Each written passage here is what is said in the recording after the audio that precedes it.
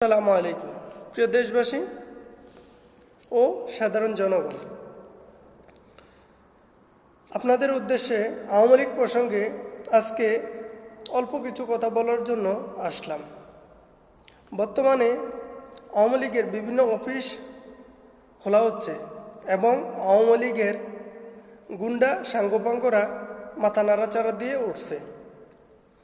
অতএব আপনি বিএনপি হন বা জামায়াত হন বা এনসিপি হন, যেই হন সতর্ক হন।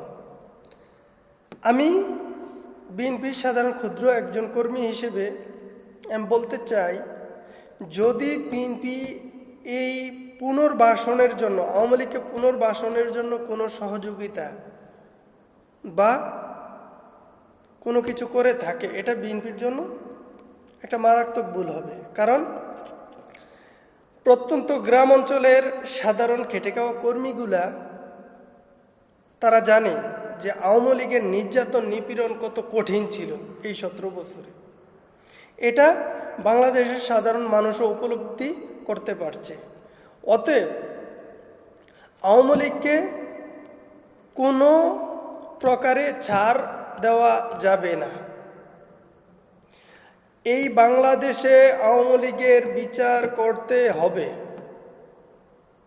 আওয়ামী লীগ একটা নাম নয়, এটা একটা সন্ত্রাসী সংগঠন। এটাকে নিষিদ্ধ ঘোষণা করতে হবে। আওয়ামী লীগের সাধারণ একজন কর্মী যার নামে খারাপ কিছু আইডেন্টিফাই হবে, তাকেও নিষিদ্ধ ঘোষণা করতে হবে। কারণ বাংলাদেশের প্রত্যন্ত অঞ্চল থেকে সিটি অঞ্চল পর্যন্ত আওয়ামী লীগের দুঃশাসন, আওয়ামী লীগের নির্যাতন, আওয়ামী লীগের নিপীড়ন বাংলাদেশের সাধারণ মানুষ উপলব্ধি করছে। অতএব আওয়ামী লীগের বিচার করে আওয়ামী লীগকে আইনের আওতায় আনা হোক। আর যারা জুলাই আন্দোলনের সময় দেশে আওয়ামী লীগকে সাপোর্ট করছে, এখন দেখছি নাম শুনছি RS পাইম না SM পাইম কি জানি বলতে পারি না, তো ওই জানোয়ারের বাচ্চা নাকি দেশে আসছে।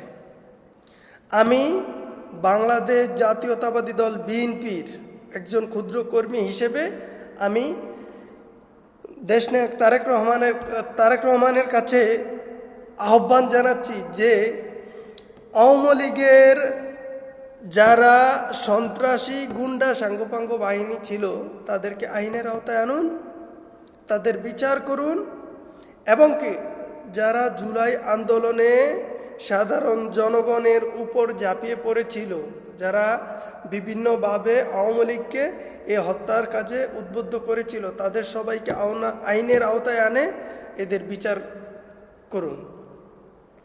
মাদক শরীরের জন্য যেরকম ক্ষতিকর, আওয়ামী লীগ দেশের জন্য ঠিক একইভাবে ক্ষতিকর। মাদককে না বলুন, আওয়ামী লীগকে নিষিদ্ধ করুন। ইনশাআল্লাহ আমি বাংলাদেশের সাধারণ ক্ষুদ্র জনগণ হিসেবে আমি এটুকু বলতে চাই, বাংলাদেশে আওয়ামী লীগের রাজনীতিতে যতই ধোয়া তুলসী পাতা দিয়ে নেতা আনুক না কেন, আওয়ামী লীগে থাকবে, তারা কখনো মানুষ হবে না। কুত্তার লেজ যেরকমভাবে 12 বছর চুঙ্গায় রাখলেও ঠিক হয় না, ঠিক তেমনি আওয়ামী লীগকে আপনি যতবার ধুয়ে তুলসী পাতা দিয়ে রাজনীতিতে আনবেন, সে কখনো ঠিক হবে না। ইনশাআল্লাহ দোয়া রাখবেন, আমার ইউটিউব চ্যানেলটাকে সাবস্ক্রাইব করবেন। খুদা হাফেজ, আবার দেখা হবে।